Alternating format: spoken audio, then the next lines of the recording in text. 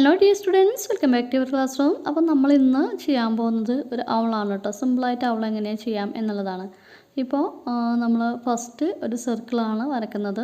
Correct സർക്കിളല്ല, അതിൻ്റെ shape ഒന്ന് കറക്റ്റായിട്ട് നോക്കുക കേട്ടോ. അപ്പോൾ ചെറിയൊരു ഈ ഒരു ഷേപ്പ് ചെയ്തു, പിന്നെ അതിൻ്റെ വലിയൊരു ഷേപ്പും നമ്മൾ ചെയ്യുന്നുണ്ട്.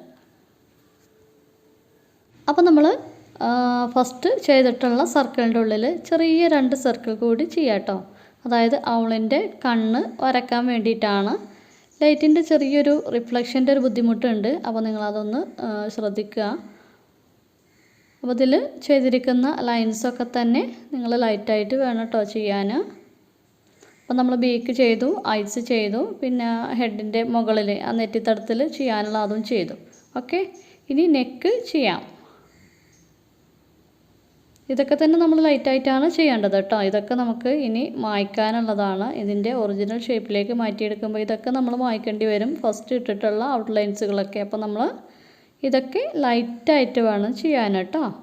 നമുക്ക് ഔളിരിക്കുന്ന ബ്രാഞ്ചസ് ചെയ്ത് കൊടുക്കാം. അപ്പോൾ നമ്മുടെ വർക്ക് കംപ്ലീറ്റ് ആയിട്ടില്ല. നമ്മൾ എന്താ പറയുക, ബേസിക്കായിട്ടുള്ള ലൈൻസുകളാണ് ഇപ്പോൾ ചെയ്ത് കൊടുക്കുന്നത്. ഇപ്പോൾ ഇനി ഇതിൻ്റെ ഫേസിൽ നമ്മൾ ഹാഫ് മൂൺ പോലെയുള്ളൊരു ഷേപ്പ് ചെയ്ത് കൊടുക്കുന്നുണ്ട്. അതേപോലെ തന്നെ ഇതിൻ്റെ ചെവിയുടെ പ്രത്യേകത എന്താണെന്ന് ശ്രദ്ധിച്ചാൽ തന്നെ മനസ്സിലാവുന്നില്ലേ? ചെവി നല്ല ഷാർപ്പാണ്, നല്ല അല്ലേ? അതിൻ്റെ അഗ്രഭാഗം നല്ല കൂർത്തിട്ടാണല്ലേ. പിന്നെ അതേപോലെ തന്നെ ഇതിൻ്റെ കാലുകൾ, നഖങ്ങളൊക്കെ നല്ല ഷാർപ്പാണ് കേട്ടോ. അപ്പോൾ അതൊക്കെ വരയ്ക്കുമ്പോൾ ശ്രദ്ധിക്കുക. ഇനി നമുക്ക് ഫസ്റ്റ് വരച്ചിട്ടുള്ള സർക്കിൾസ് ഉണ്ടല്ലോ, നമുക്ക് ബേസിക്കായിട്ടുള്ളൊരു രൂപം കിട്ടാൻ വേണ്ടിയിട്ട് നമ്മൾ ഫസ്റ്റ് ചെയ്തിട്ടുണ്ടായിരുന്നല്ലോ, അത് ആവശ്യമില്ലാത്ത ഭാഗങ്ങളൊക്കെ നമുക്ക് ഇറേസ് ചെയ്ത് കളയാം കേട്ടോ. ഇനി നമുക്കിത് ഷേപ്പാക്കി എടുക്കാം. ഇനി നമ്മൾ വരക്കുന്ന ഇതിൻ്റെ ഫെതേഴ്സാണ് കേട്ടോ, ഇതിൻ്റെ ചിറകുകൾ. അപ്പോൾ അതൊന്ന് ചെയ്ത് കൊടുക്കാം. അപ്പോൾ ഈ ലൈറ്റിൻ്റെ ചെറിയൊരു ബുദ്ധിമുട്ടുണ്ട്, ഇതിൽ റിഫ്ലക്ഷൻ വല്ലാതെ കാണിക്കുന്നുണ്ട്, സോറി കേട്ടോ. അപ്പോൾ നൈറ്റ് ഇരുന്ന് വരച്ചത് കൊണ്ടാണ്, ഇപ്പോൾ എഡിറ്റ് ചെയ്യുമ്പോഴാണിത് ശ്രദ്ധിക്കുന്നത്. അപ്പോൾ ഇതിൻ്റെ എന്താ പറയുക, ചിറകുകൾ നമ്മൾ വരച്ച് കഴിഞ്ഞിട്ടുണ്ട്.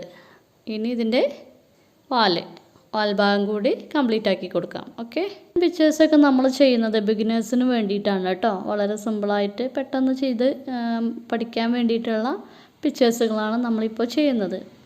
നമുക്ക് ഇതിൽ നിന്ന് തുടങ്ങിയിട്ട് ഒരുപാട് പഠിക്കാനുണ്ട്. അപ്പോൾ ഇപ്പോൾ സിമ്പിൾ സ്റ്റെപ്സുകളാണ് ചെയ്യുന്നത്. ഇനി നമ്മൾ ഇതിൽ ചെറുതായിട്ട് തൂവലുകളൊക്കെ ജസ്റ്റ് ഇങ്ങനെ ചെയ്ത് കൊടുക്കാം.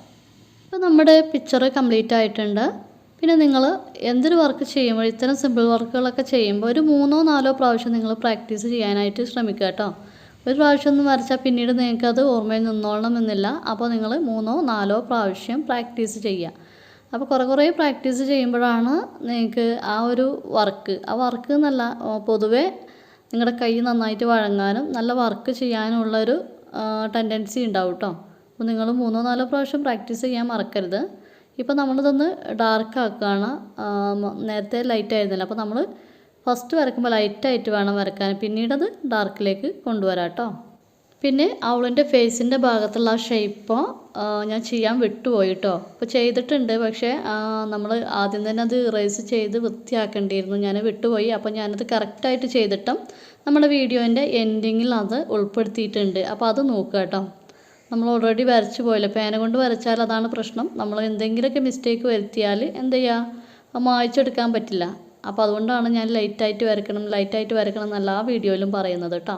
അപ്പോൾ നമ്മളിതിൽ എൻഡിങ്ങിലുണ്ട്, അപ്പോൾ അതൊന്ന് വാച്ച് ചെയ്യാം.